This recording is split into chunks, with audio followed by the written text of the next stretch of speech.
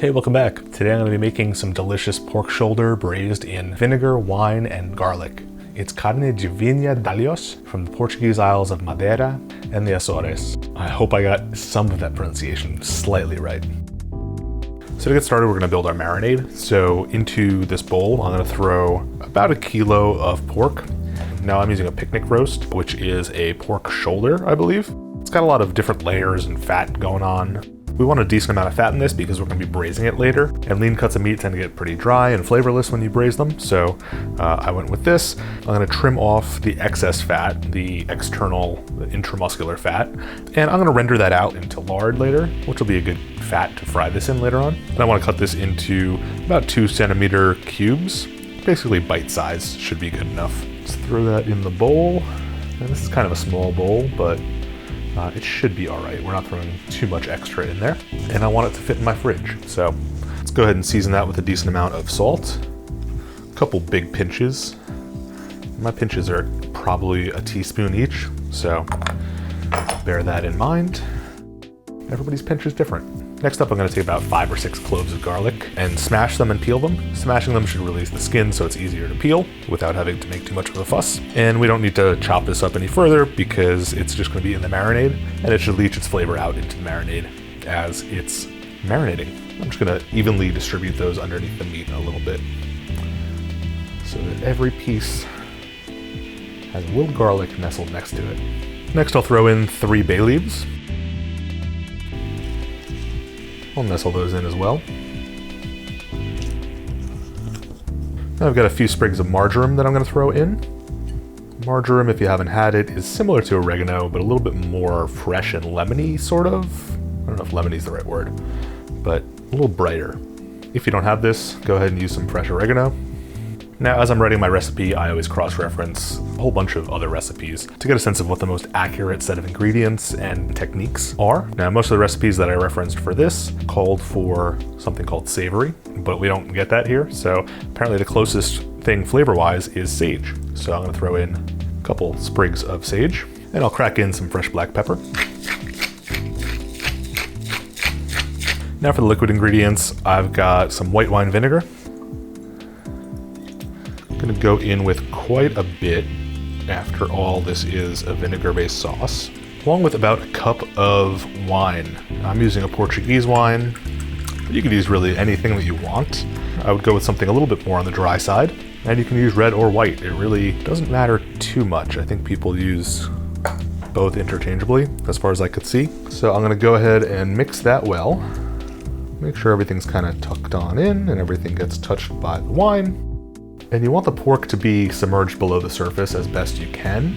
And now traditionally, before refrigeration, this was a preservation method. So you could just set this out and it'll be good for, I'm assuming, months at a time. As long as the pork would be palatable, because I'm sure after a while it kind of degrades, but who knows, it's pickled, so. Now in the spirit of that, you do want to marinate this for quite a while. So I would say 2 days is the least that you want to do it for, so that things have a chance to soak on into the meat. You could wait a week if you wanted. It's really up to you. So I'm going to throw this in the fridge because I do have refrigeration. And I'll see you in a few days. So after 3 days, go ahead and remove that from the fridge. And it's turned a really beautiful color purple now that I'm guessing the hemoglobin has leached out from the pork.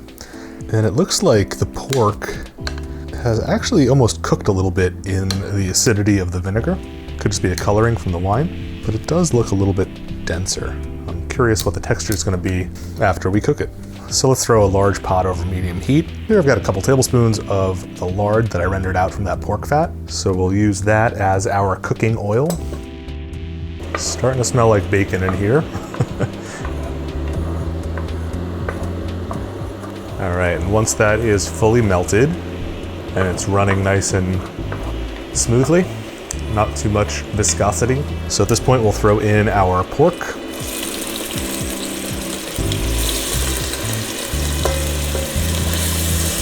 And try to leave the greens and bay leaves and garlic behind. Actually, the garlic doesn't matter too much. That'll cook and get nice and roasty, but it'll be easier to sort out the greens now than it will be later on. And now let's throw in all of that marinade. Don't worry if the pork got any browning on it right now. That's not the point. The point right now is to braise this by simmering it over medium heat for about a half an hour, maybe even longer, depending on how long it takes for that marinade to reduce fully. So bring that up to a simmer and let it go uncovered for half an hour. While that's going, let's go ahead and make a starch in the form of some boiled potatoes. So into a pot, throw 2 or 3 potatoes per serving, season those with salt, and cover them up with about a liter of water. And let's bring them to a boil for about 20 minutes or until they're soft on the inside.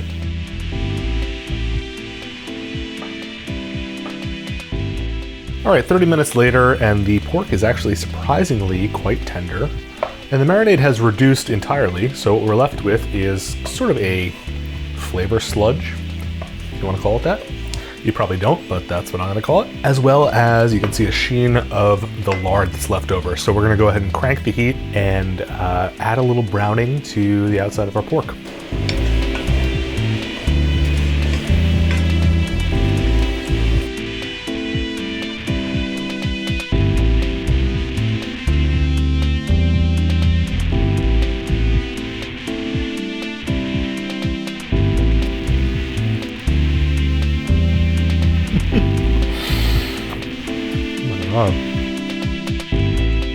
The pork is beautifully cooked. It has almost the same richness and texture as barbecue ribs.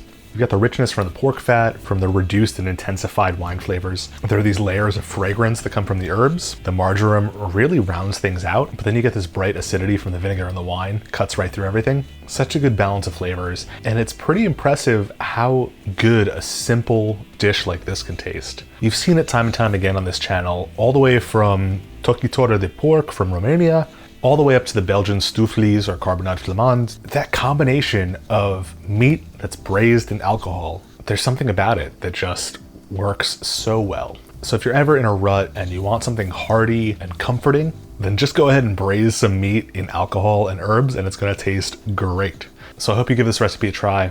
If you do, give it a thumbs up, leave a comment, and I'll see you guys next time. Cheers.